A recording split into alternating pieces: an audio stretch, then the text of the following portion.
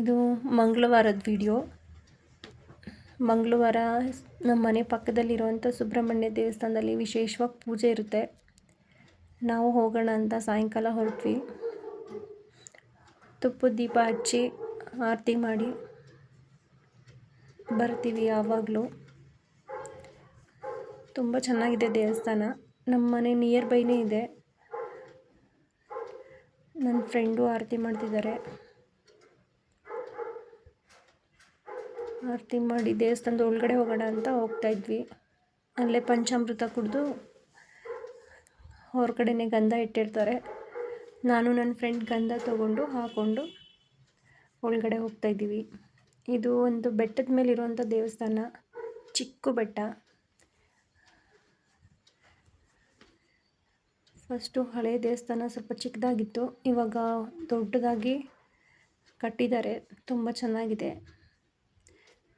ಅರ್ಚನೆ ಮಾಡಿಸ್ತಾ ಇದ್ದೀವಿ. ಇಲ್ಲಿ ಯಾವಾಗಲೂ ವಿಶೇಷವಾಗಿ ಪೂಜೆಗಳಿದ್ದೇ ಇರುತ್ತೆ. ಅದರಲ್ಲೂ ಮಂಗಳವಾರ ತುಂಬ ಚೆನ್ನಾಗಿ ಪೂಜೆಗಳನ್ನ ಮಾಡ್ತಾರೆ.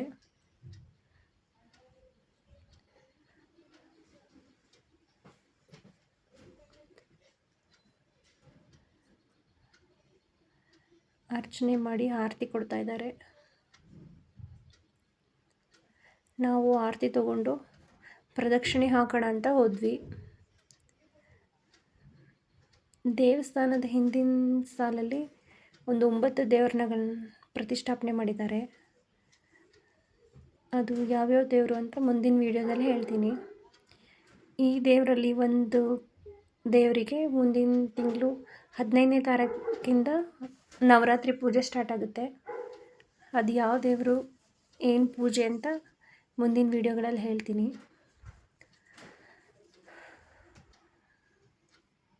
ನವಗ್ರಹ ಇಟ್ಟಿದ್ದಾರೆ. ಅಲ್ಲೇ ಪ್ರದಕ್ಷಿಣೆ ಹಾಕ್ಕೊಂಡು ಬಂದೆ. ಇಲ್ಲಿ ನಾನು ಯಾವಾಗ ಬಂದ್ರೂ ಪ್ರದಕ್ಷಿಣೆ ಹಾಕ್ತೇ ಹೋಗಲ್ಲ. ನವಗ್ರಹಗಳಿಗೆ ಪ್ರದಕ್ಷಿಣೆ ಹಾಕಿ ಹೂ ತಗೊಂಡು ಸುಬ್ರಹ್ಮಣ್ಯ ದೇವರಿಗೆ ಅರ್ಚನೆ ಮತ್ತು ಅಭಿಷೇಕ ಮಾಡ್ತಾರೆ. ಅದು ತ್ರಿಶೂಲ ಇರುತ್ತಲ್ವ, ಅದನ್ನು ಪ್ರತಿಷ್ಠಾಪನೆ ಮಾಡಿ ಪ್ರತಿ ಮಂಗಳವಾರ ಸಾಯಂಕಾಲ ಇಲ್ಲಿ ಪೂಜೆಗಳನ್ನ ಮಾಡ್ತಾರೆ. ಭಜನೆನೂ ಇರುತ್ತೆ. ಪೂಜೆ ನೋಡಿಕೊಂಡು ಇಲ್ಲೂ ಆರತಿ ತಗೊಂಡು ಸ್ವಲ್ಪ ಹೊತ್ತಲ್ಲೇ ನಿಂತಿದ್ವಿ. ಅದಾದಮೇಲೆ ದೇವ್ರನ್ನ ಒಳಗಡೆ ತೊಗೊಂಡು ಬರ್ತಾರೆ. ಗರ್ಭಗುಡಿ ಒಳಗಡೆ ಒಂದು ರೌಂಡ್ ಪ್ರದಕ್ಷಿಣೆ ಮಾಡಿ ದೇವಸ್ಥಾನದ ಒಳಗಡೆ ತಗೊಂಡು ಹೋಗ್ತಾರೆ.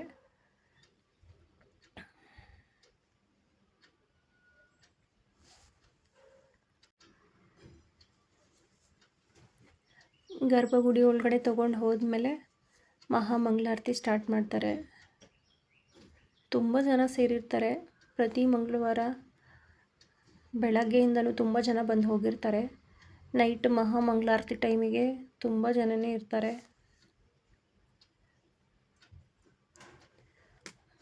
ಆರತಿಗಳನ್ನೂ ಅಷ್ಟೇ ಒಂದು 9 ಥರದ ಆರತಿ ಮಾಡ್ತಾರೆ. ನಾನು ಬರೀ 1-2 ಥರದ ಆರತಿ ಮಾತ್ರ ತೋರಿಸಿದ್ದೀನಿ, ವಿಡಿಯೋ ಲೆಂತ್ ಆಗುತ್ತೆ ಅಂತ. ಹಾಗೆ ಆರತಿ ತಗೊಂಡು ಪ್ರಸಾದ ತಗೊಳ್ಳೋಕ್ಕೆ ಅಂತ ಹೋದ್ವಿ. ಇಲ್ಲಿ ಪ್ರತಿ ವಾರವೂ ತುಂಬ ಚೆನ್ನಾಗಿ ಪ್ರಸಾದದ ವ್ಯವಸ್ಥೆ ಮಾಡಿರ್ತಾರೆ. ಪ್ರಸಾದ ತಗೊಂಡು ಅಲ್ಲೇ ತಿಂದ್ಬಿಟ್ಟು ಬರ್ತೀವಿ. ಈ ವಿಡಿಯೋ ನಿಮ್ಗೆ ಇಷ್ಟ ಆಗಿದ್ದರೆ ಸಬ್ಸ್ಕ್ರೈಬ್ ಮಾಡಿ, ಲೈಕ್ ಮಾಡಿ.